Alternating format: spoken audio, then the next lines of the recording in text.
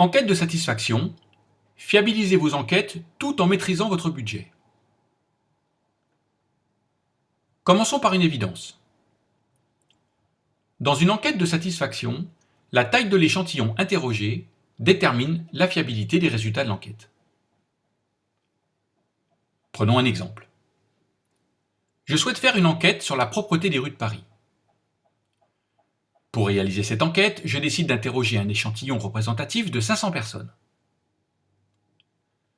Voici les résultats de mon enquête. Sur 500 Parisiens interrogés, 47 sont satisfaits de la propreté des rues. Mes résultats sont-ils fiables? En fait, si mon budget me donnait les moyens d'interroger l'ensemble des Parisiens, et non pas seulement 500, obtiendrais-je les mêmes résultats? Pas sûr.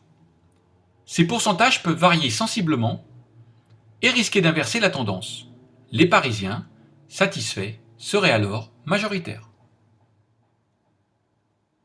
Dans le jargon des statistiques, on dit que pour une population mère importante, ici la population parisienne, et pour un échantillon de 500 personnes, notre exemple, l'erreur est de plus ou moins 4,4% pour un seuil de confiance à 95%.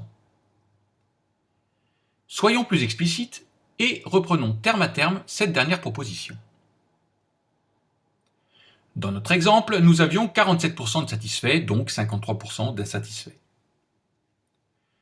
Comme nous venons de le voir, pour un échantillon de 500 individus, l'erreur est de plus ou moins 4,4%.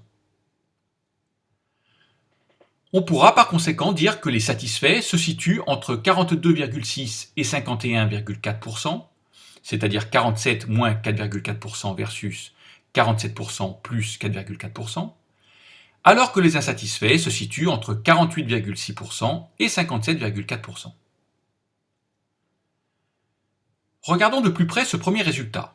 Satisfait, entre 42,6% et 51,4%, et mécontent, entre 48,6% et 57,4%. Dans notre exemple, les résultats se chevauchent entre 48,6% et 51,4%. Dans la réalité, les résultats peuvent donc s'inverser et donner un score de satisfait supérieur au mécontent.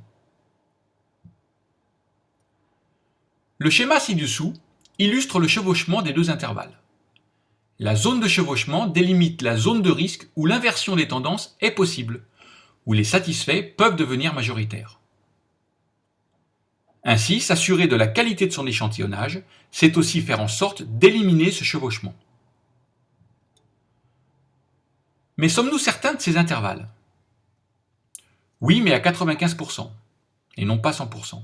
C'est le seuil de confiance. On dira alors que l'on a 95% de chances d'avoir un résultat qui se trouve effectivement, dans le cas des satisfaits, entre 42,6% et 51,4%.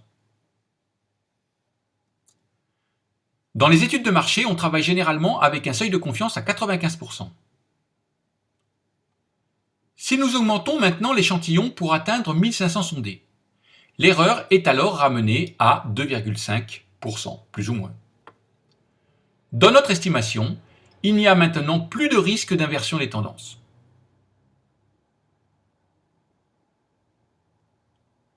Ce tableau donne la correspondance entre les pourcentages d'erreurs et les échantillons interrogés pour une population mère importante, par exemple la population parisienne ou la population française. C'est aussi le cas des sondages politiques. Pour diminuer le risque d'inversion des résultats, comme dans notre exemple, les sondages auprès d'une population de taille importante sont réalisés à partir d'échantillons d'au moins 1000 personnes. Prenons l'exemple plus connu, à savoir les sondages politiques, qui sont, pour la plupart, réalisés auprès de 1000 individus et ont un risque d'erreur d'environ plus ou moins 3%. Reprenons notre tableau. Que constatons-nous? Pour doubler la précision statistique, il faut multiplier par 4 la taille de l'échantillon. Le choix de votre échantillon sera donc le fruit d'un arbitrage entre le coût du sondage, ou nombre d'individus interrogés, et la pertinence du choix de la précision statistique. C'est aussi simple que ça.